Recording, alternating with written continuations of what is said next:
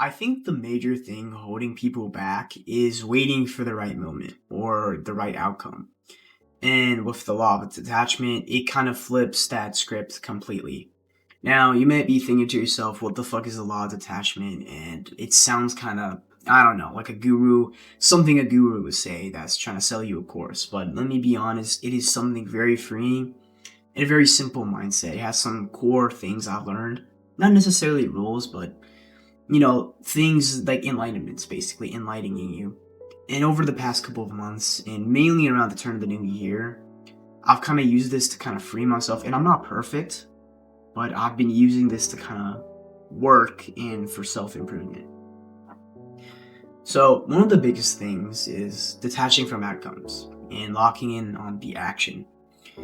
People tend to doubt themselves. The fear of failure is something I've struggled with mainly, and it's just looking like a bum, embarrassing yourself, losing. And most people tie their emotional state to a result they can't control. Think of a job, a girl, or a deal. When it doesn't go their way, they crash and progress halts, and you think it's the end. But the thing is, with detachment, you have to understand that, you have to find the peace of knowing that things could go wrong and things can go incredibly right. Detachment is mainly about becoming less desperate for an outcome. It's all about focusing on the action and just working hard.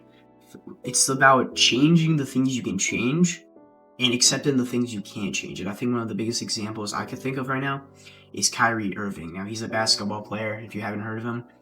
But basically, I don't really know what it goes, how the story goes, but basically he kind of injured himself in a conference finals. And his big deal was winning, obviously, the conference finals and, getting a cup, getting a championship, a ring.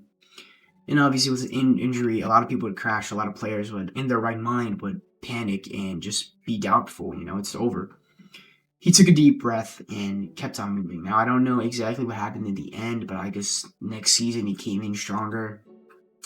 It's all about accepting the outcome, accepting that it could go wrong and go right, and not focusing on it. It's about working hard on the job, working hard on the action, and with that peace, with that flow, it just overall makes everything so much better. Pressure kills flow. We use detachment to create it. Pressure kills flow. You need a good mindset to really work, and I think detachment really helps with that. You can care deeply about what you're building while staying completely unbothered by how it lands, and I think that's one of the biggest things I've learned. It's all about just working hard with a passion, but not necessarily caring what happens, It's all about working hard on your passions, your goals, your dreams, but understanding that it's okay. Things might not go your way, but if you do something today with zero expectation attached to it, just act, you notice how different it feels. It feels different. You see a different change. Another thing with detachment is that everything is temporary. Everything's gonna happen. Everything, is just gonna move on and never. Time will pass anyways, I think to hammer it in is that we're all gonna die alone. We are all gonna die alone. And that's what you got to understand and accept. So it's better to enjoy it now.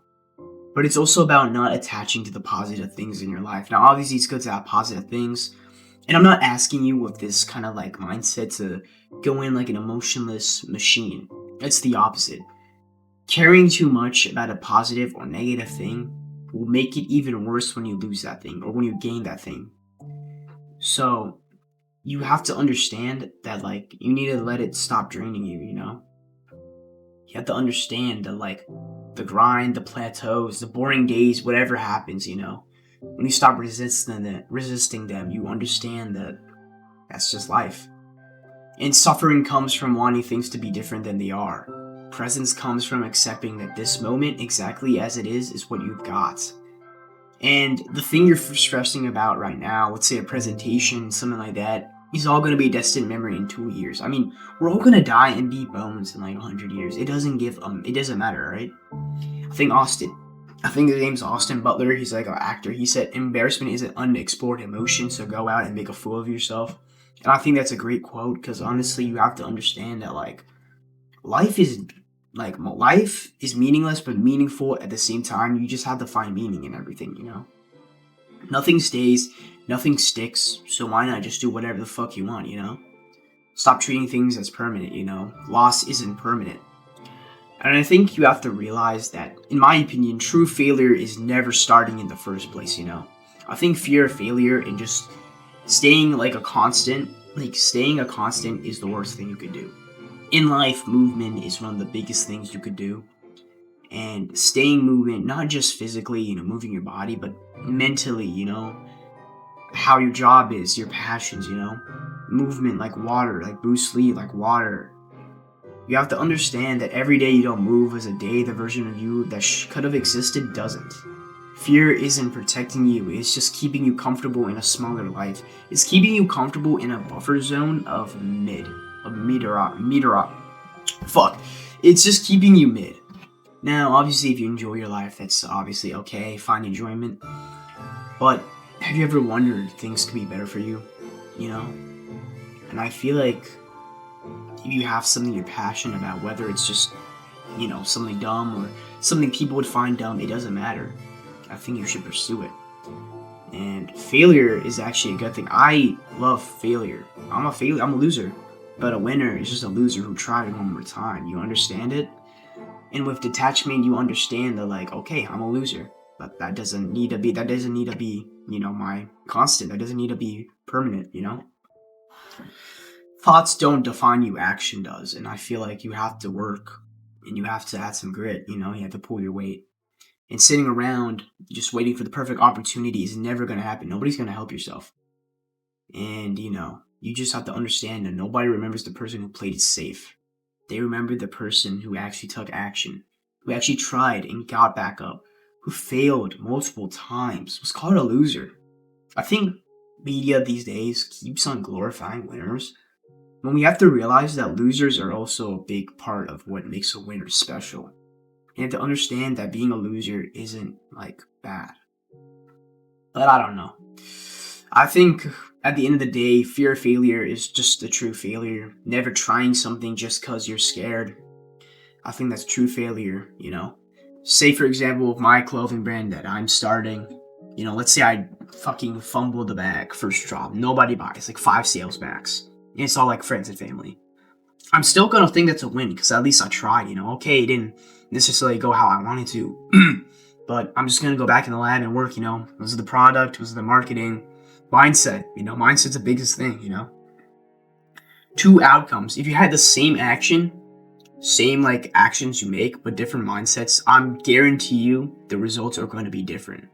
Maybe not crazy different, but they might just be different, you know? One could go up and one could go down.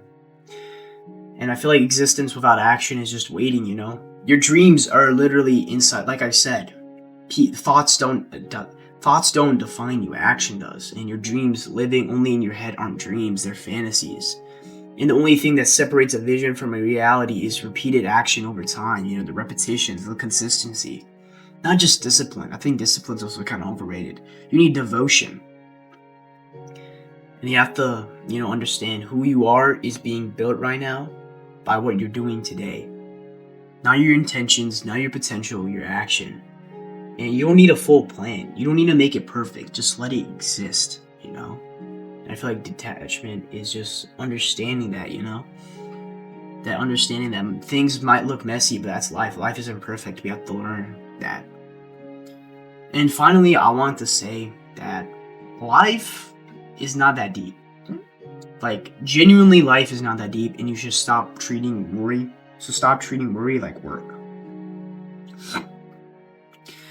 And the final thing I wanted to hammer in is that life is just not that deep. So stop treating life like it's work. Just stop worrying, you know? Worrying is like, it feels productive, but it's just action-shaped anxiety.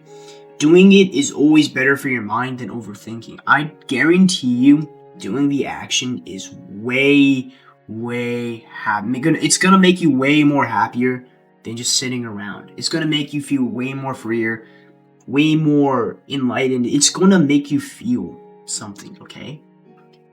And with detachment, it's just understanding that life is going to move on. Life is not going to wait for you. You will die. You will fail. But hey, that's how it is, And you will win. You will get back up. And that's just life. You have to understand that you have to do the action.